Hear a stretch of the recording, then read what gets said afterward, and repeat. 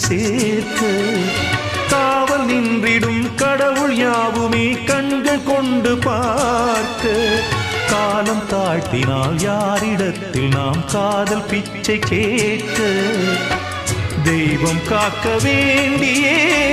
கையை நானும் ஏந்தினேன் திக்கு ஏதுமின்றியே துன்ப ஆற்றில் நீந்தினேன் இன்னும் ஏன் தாமதம் தீர்க்கவா சஞ்சலம் காக்கும் கைகள் வந்தே இங்கு கண்ணீர் துடைக்காதோ